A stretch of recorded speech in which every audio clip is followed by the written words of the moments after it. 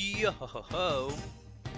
It's your Soul King Crazz, back with our next character combo guide. This time it's for that brazenly deranged, maniacally powerful hockey empress of the Kuja tribe, Boa Hancock.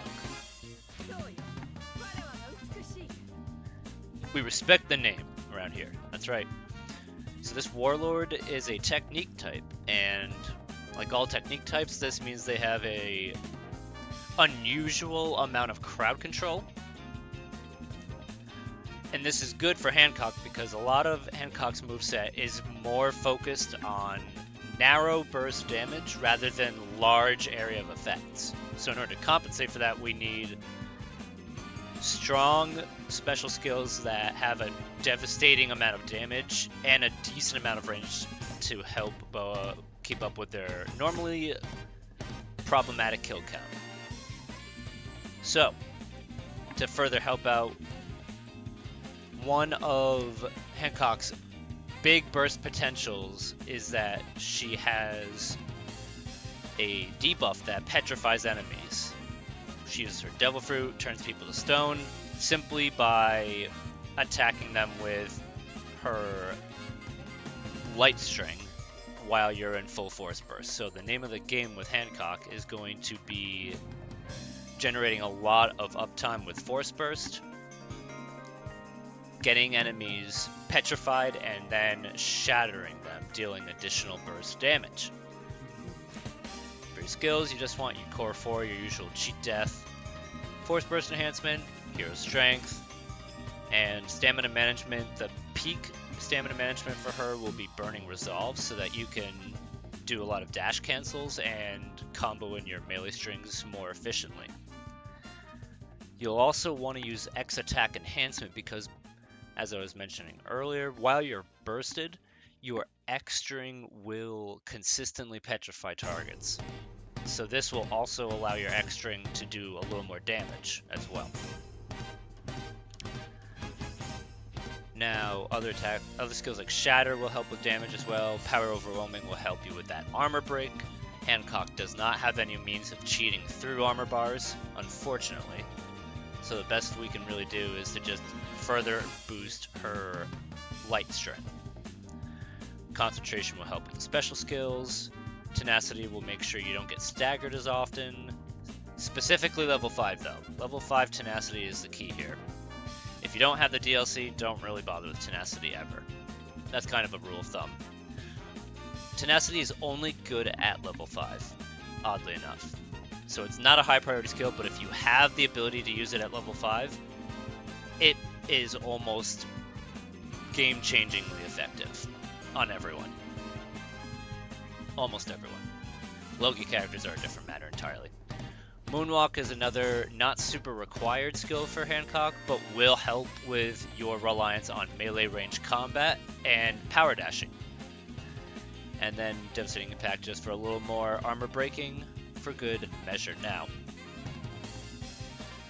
I will be showing off my special skill showcase, but if you also prefer using Hancock's quicker skill set or just more destructive potential skill set, Queen Stomp is another extremely useful tool for more burst options, and also allows you to use it in the air, which is always a plus, allowing you to spec more into a hidden resolve build. But since Hancock's air game is so weak that you generally just want to use it to combo from launcher to light, you don't really need to worry about her air game too much based on how I play her. I used to like Snake Road and Snake Pit Dance back in the day, but ultimately they're just not as efficient for dealing damage as some of your other tools are. So let's get right into it. First, your light string.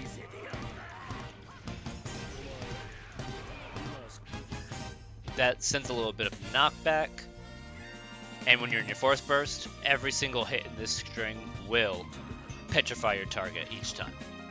Your light heavy does a little flurry of kicks, and then ends with an extremely powerful knockback kick.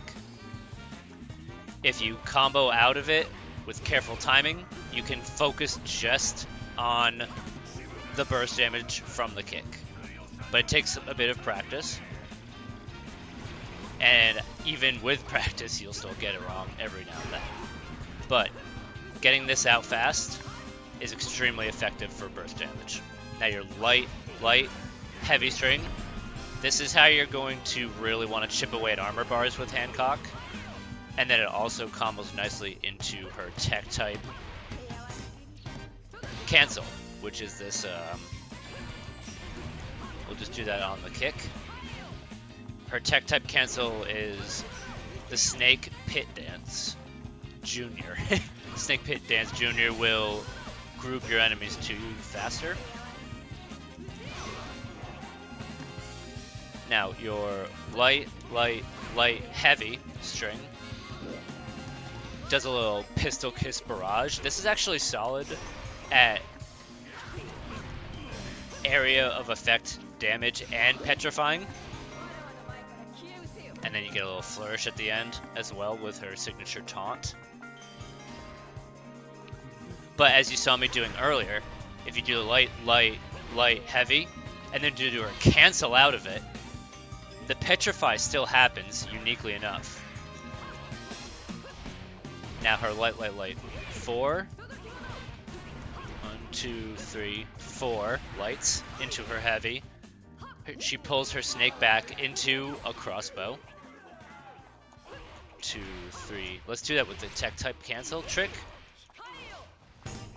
Now, that's what makes her 3 cancel so useful, is that it still keeps the petrify effect without having to stick through the lengthy animation of her light, heavy attack.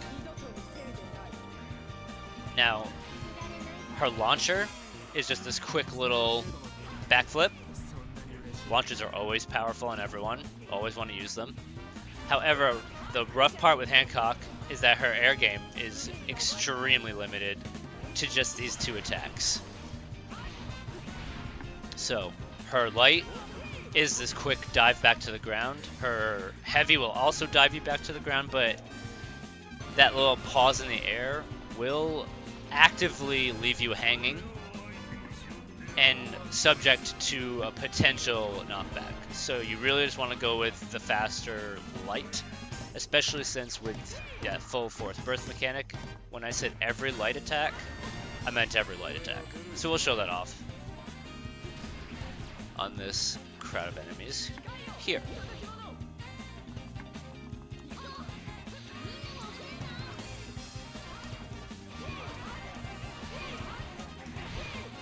As you see there, her aerial light also petrifies enemies as well.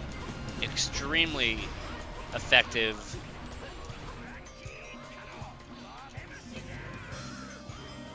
Now, as you just saw there,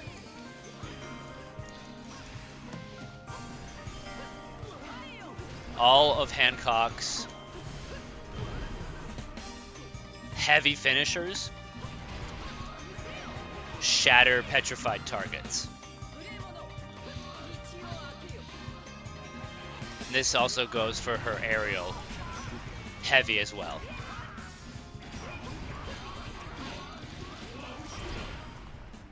Oh, by the way, her grounded heavy is this cool little spin. I always forget to show off the grounded heavy. Also very good for comboing into your tech type cancel as well. Now, I like to use this counter. And we'll just get it to fire. The results speak for themselves. This counter is short range, but the burst damage on it will save you from almost every type of ambush imaginable. You know what else will save you from ambushes? Conqueror's Hockey. Another one where it just speaks for itself. It's a fast ult. One could even argue it's the fastest ult in the game. Conqueror's Hockey is just consistently fast on everyone. It's also very flashy to combo into. And with a petrified target, Conqueror's Hockey will be even more effective. Almost guaranteeing a one-hit KO on a target with half health. Unless they're a giant. Because of course giants will just not get one-shotted so easily. The other reason why I like Hancock with a counter too, because usually counter attacks in this game are extremely niche and have a hard time being useful because you can't power dash out of a counter animation in most cases. And if you do, then it completely takes away its entire functionality. But thankfully Hancock's counter animation is fast in activation. It's fast in its counter animation as well, allowing you to petrify as rapidly as possible, allowing you an extra layer of defense while you're just mixing it up and mindlessly mashing out your light strings.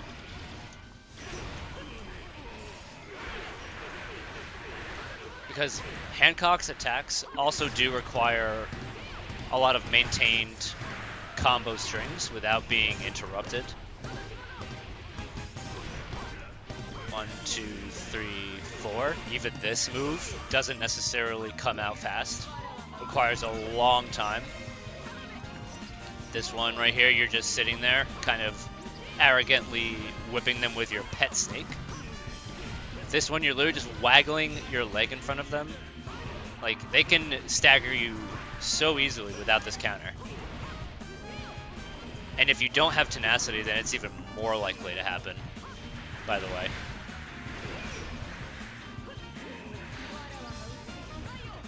Now, what's interesting about Hancock's full force burst activation, as you just noticed there, the target I was fighting was very low in health, and me activating my force burst actually sent out a petrification beam that killed them. It's one of the few force burst activations in this game that actually has an attack on it. I think this was unintentional, but it's still extremely effective. Also, just realizing now that your counter can activate in the air, providing a further bit of functionality for this character with 0 air potential.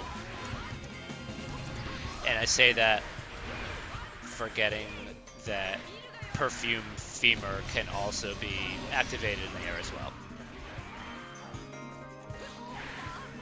That's right, if you really like Perfume Femur, you can actually activate it in the air.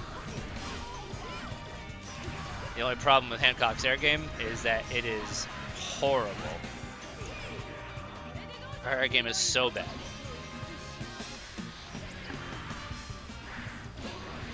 Because they both just send her right back to the ground.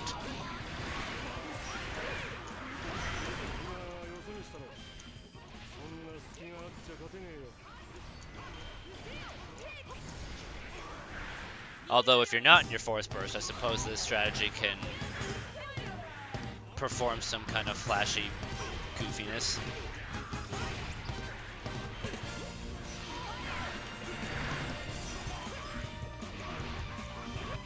Alright. Enough of the tutorial portion though. Let's put Hancock through a proper speedrun so that I can show you all just how effective she can really be.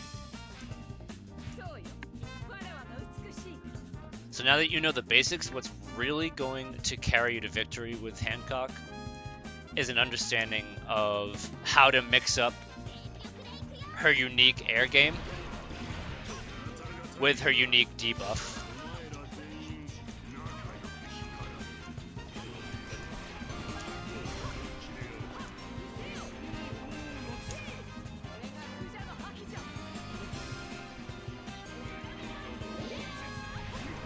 Now, Katakuri does have that unique counter of his that does negate my counter, but usually most characters would not be able to get through that counter without being petrified immediately. Another little flourish you can do with your tech cancel, you can combo to any of your ults with this build.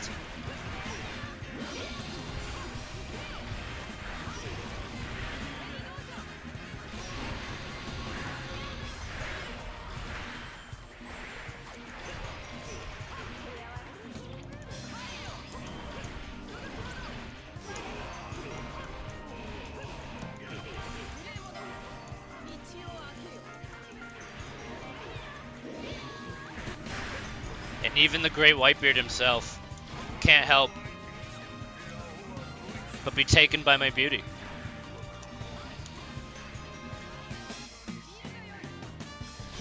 The other good thing about Perfume Femur, this thing will almost always tear through an armor bar. And if the target survives, they will almost always be petrified as well. Unfortunately, the one problem with her Conqueror's Hockey is that it cannot petrify. I feel like that's a real missed opportunity with her, but other than that, having Conqueror's Hockey on her just lets you blast right through a petrified target with ease.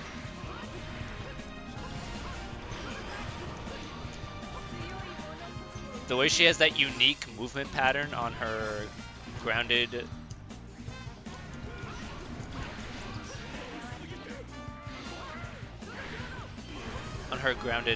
C1 as well, allows for you to pull some useful tech cancels or special cancels with her.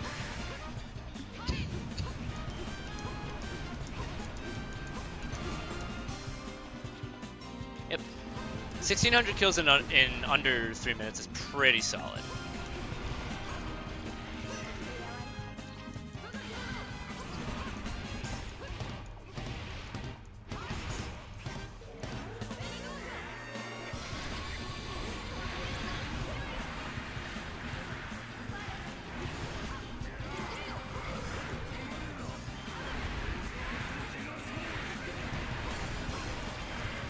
One thing to be mindful of with Hancock is that if you cancel out of the combo, if you cancel out of her counterattack's animation before the attack finishes, then it will cancel the beam itself. So you definitely want to be careful with that timing. Ah, damn, the enemies are already gone. That's a shame. Crocodile definitely slowed us down there too much. Alright, let's go up top and really get the ball rolling.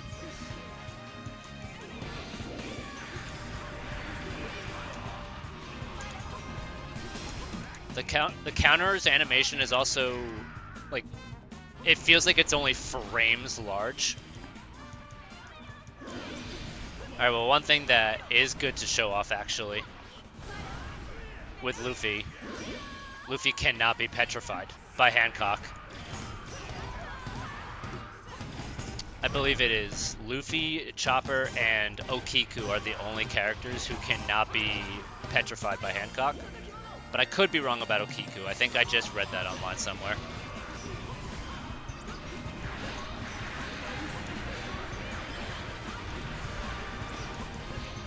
It's a fun little Sanji level detail for this game.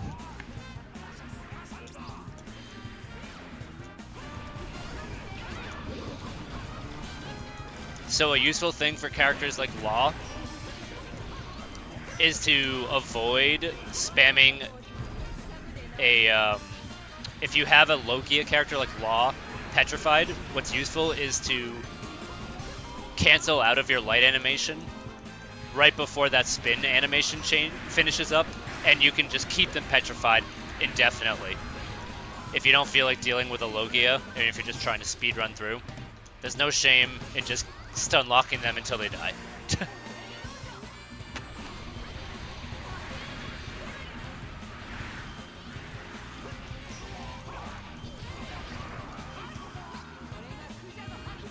But yeah, this character has always just been super fun to learn how to be truly effective with them.